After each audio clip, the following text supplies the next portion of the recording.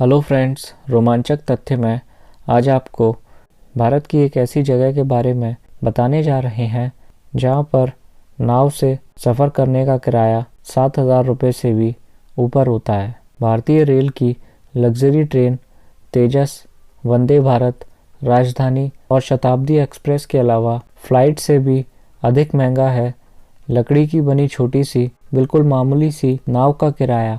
इतना अधिक किराया होने के बाद नाविकों को सेकंड भर की फुर्सत नहीं होती और यात्रियों की अलसुबह से शाम तक भीड़ लगी रहती है।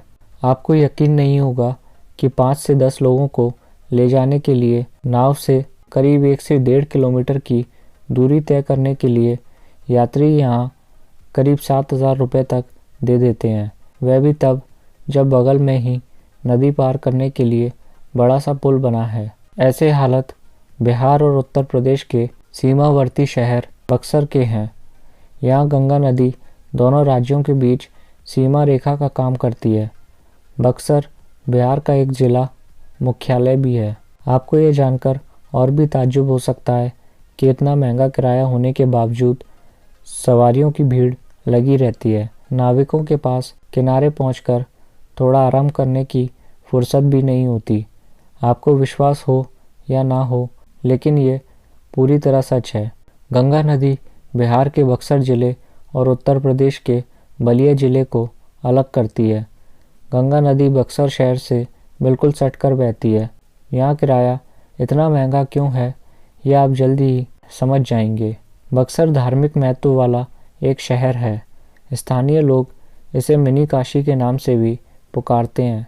यहाँ गंगा के किनारे राम रेखा घाट नाम का एक तीर्थ है, जहाँ स्नान करने के लिए बिहार ही नहीं बल्कि उत्तर प्रदेश और नेपाल से भी हिंदू श्रद्धालु आते हैं। प्रमुख पर्वों पर बक्सर के इस घाट पर स्नान करने और अन्य धार्मिक पारिवारिक अनुष्ठान के लिए बिहार के कैमूर, रोहतास, भोजपुर, पूर्वी और पश्चिमी चंपारण के साथ ही उत्तर प्रदेश के बलिया और गाजीपुर जिले के लोग भी आते हैं। इसके अलावा चंपारण से सटे नेपाल के भी कुछ इलाकों के लोग राम रेखा घाट पर आते रहते हैं। बक्सर के राम रेखा घाट पर बच्चों के मुंडन संस्कार के लिए ज़बरदस्त भीड़ उमड़ती है। विशेष मुहूर्त आने पर इस घाट पर पैर रखने की भी जगह नहीं बचती। दूर दराज से आने वाले श्रद्धालुओं के कारण शहर की सड़कें पूरी तरह से जाम हो जाती हैं। नाविक भी इसी बात का फ़ायदा उठाते हैं। छोटी नावों से गंगा पार जाकर लौटने के लिए 7,000 रुपये के करीब किराया वसूला जाता है। हिंदुओं में मुंडन संस्कार काफ़ी महत्वपूर्ण है। ये 16 संस्कारों में मुंडन 8वां संस्कार होता है। इसे चूड़ाकर्म संस्कार भी कहा जाता है। बक्सर और आसपास के इलाकों में ज़्यादातर लोग गंगा घाटों पर सपरिवार पहुंचकर अपने बच्चों का मुंडन संस्कार कराते हैं। मुंडन संस्कार में पहली बार किसी बच्चे के केश काटे जाते हैं।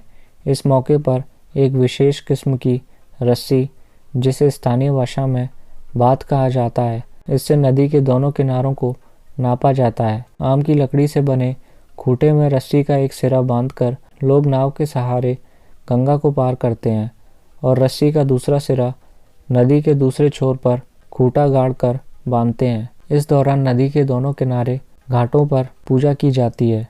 नाव को दूसरे किनारे जाकर लौटने में करीब 30 से 40 मिनट का वक्त लगता है। एक बच्चे के मुंडन के लिए नाविकों ने यहाँ 1700 रुपये किराया निर्धारित कर रखा है।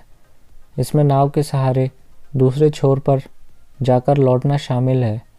विशेष मुहूर्त होने पर राम रेखा घाट पर इतनी अधिक भीड़ हो जाती है कि नाविकों का संग खुलेआम मनमानी करता है। मुंडन का मुहूर्त हो तो नाविक एक बच्चे के मुंडन के लिए 1700 रुपये तो लेते ही हैं, लेकिन एक परिवार से अधिकतम 5 लोगों को ही नाव पर सवार कराते हैं।